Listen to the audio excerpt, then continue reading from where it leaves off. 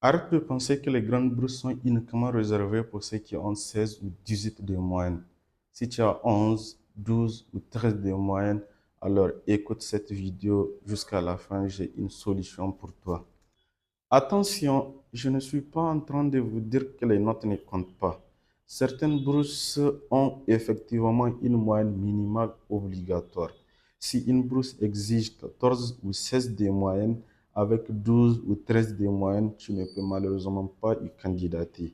Mais il existe aussi des programmes qui évaluent les candidats dans son ensemble. Et c'est là que ton profil peut faire toute la différence. Donc, voici les 5 piliers à prendre en compte pour valoriser votre profil. Reste jusqu'à la fin, le cinquième est plus important. Donc, le premier point, c'est ton engagement communautaire. Si tu participes à des campagnes de sensibilisation, à des actions environnementales, à des projets pour aider les jeunes, que ce soit dans les quartiers ou dans toute la commune, ou à des projets communautaires, donc il faut toujours garder des preuves pour cela. Ça peut t'aider un jour. Le deuxième point, c'est le bénévolat. Donc, pour les bénévolats, ne fais pas seulement du bénévolat pour remplir ton CV. Là, il faut t'engager dans quelque chose qui te passionne et surtout, sois capable d'expliquer ce que tu as concrètement apporté. Donc, c'est très important le bénévolat aussi. Le troisième point, c'est le leadership. Donc, il faut être un président d'une association, responsable d'un club ou le chef d'une équipe. Mais le véritable leadership, ce n'est pas seulement le titre, c'est ce que tu as réussi à accomplir avec ton équipe. Donc, le quatrième point, c'est le projet personnel.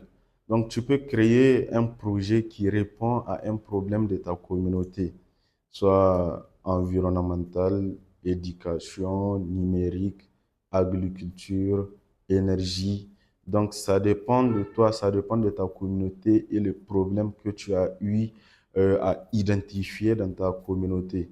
Donc, tu peux créer un projet pour cela et que tu arrives à documenter ton travail et montrer les résultats. Donc, le dernier point qui est plus important, c'est ton histoire et ta vision. Les jurys veulent comprendre qui tu es, d'où tu viens et les difficultés que tu as eu à rencontrer. Donc, il faut que tu sois capable d'expliquer cela et que ça soit très pertinent et convaincant. Alors, si tes notes ne sont pas exceptionnelles, ne passe pas les prochaines années à te plaindre de tes 12 ou 13 de moyenne.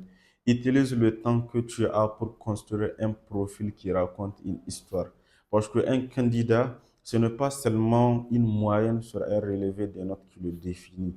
C'est aussi une personne, un parcours, des expériences, des engagements et une vision.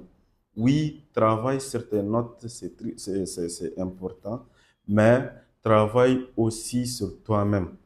Le jour où tu déposeras une candidature, fais en sorte que le jury ne voit pas seulement tes notes, mais qu'il voit la personne exceptionnelle que tu es en train de devenir. Donc, si tu veux que je fasse une vidéo sur les 10 activités que tu peux commencer dès aujourd'hui pour construire un profil compétitif pour les bourses internationales, écris simplement profil en commentaire et je ferai cette vidéo. Merci et bonne journée à vous.